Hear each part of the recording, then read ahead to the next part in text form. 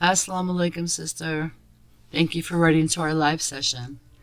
As I understand your situation, you got engaged to a guy last month and you weren't really happy with the engagement.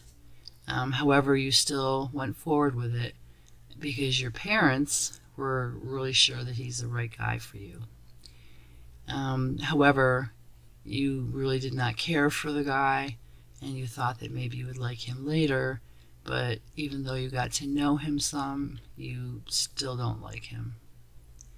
And you say he's a decent guy and he belongs to a decent family, but it's just not working out.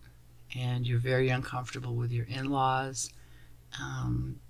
For one, your in-laws, are taking over one part of the marriage ceremony, the nikah, and they're also demanding that once you're married, that you give your full salary to them, your in-laws. Sister, the first problem with this is that you don't want to marry him, right?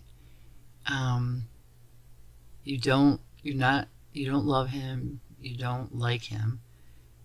You don't like your in-laws and the demands they're putting on you, which, by the way, any money that you make, sister, in a marriage is yours to keep and do whatever you want with.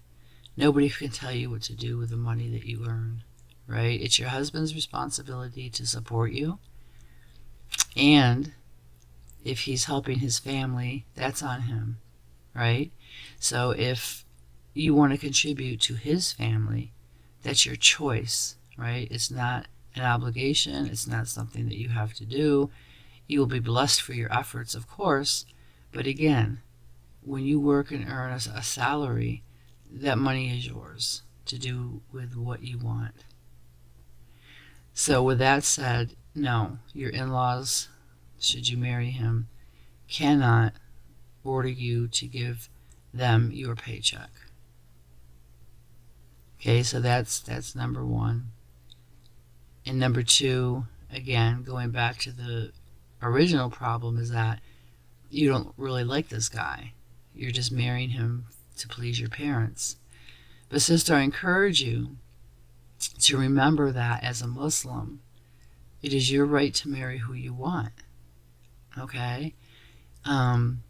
Your parents, they mean well. They love you. They want to see you in a good situation and in a good marriage.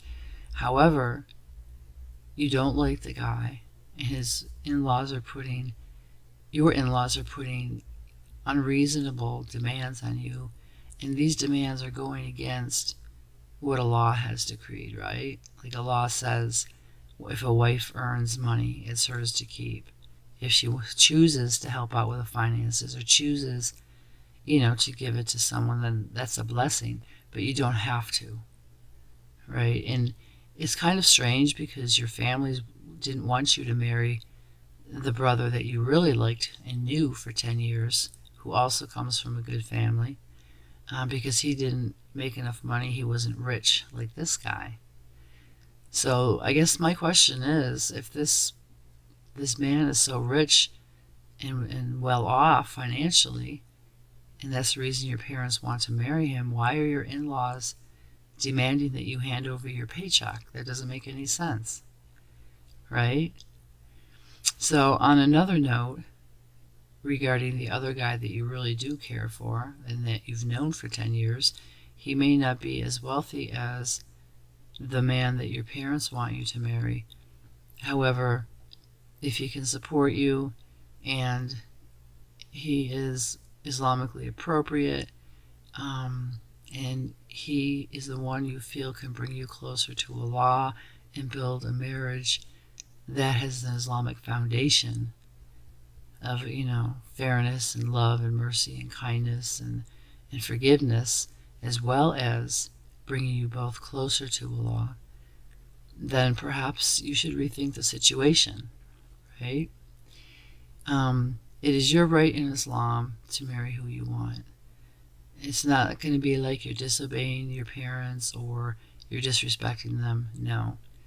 You're making a life choice because you're the one who has to live and, grow with whoever you marry. Not your parents, but you, right? This is your life.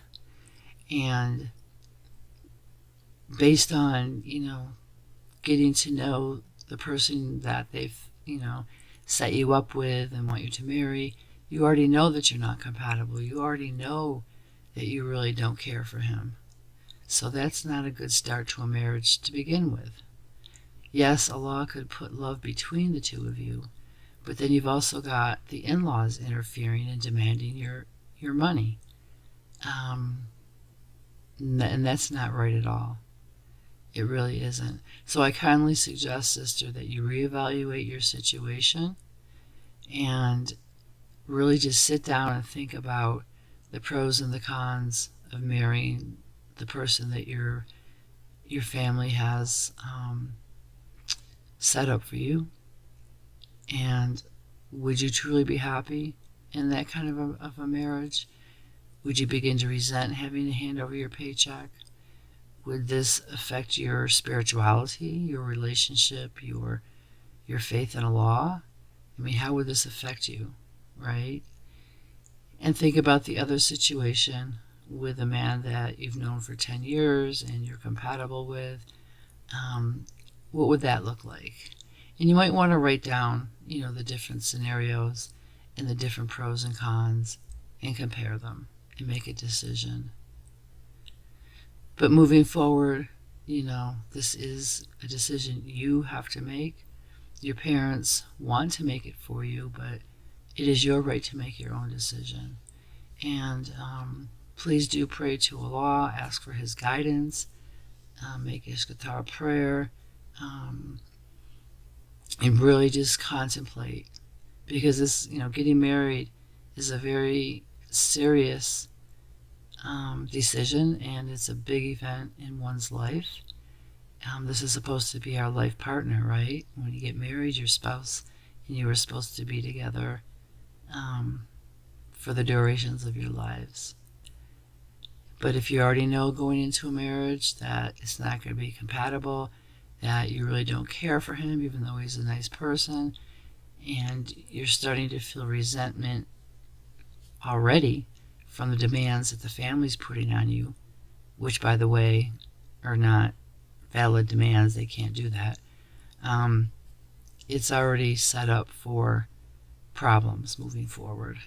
So please do think about it. Please do make a list of the pros and cons of both scenarios, of both marriages, should you enter into one, and decide which would be best for you. Once you decide which would be best for you, inshallah, please approach your parents and let them know your decision. And if you do choose the other man who you've known for 10 years, just let them know that, this is my decision. This is my right as a Muslim woman to make my choice. And I'm sorry you don't agree, but I hope that one day you'll come to understand and love him as much as I do.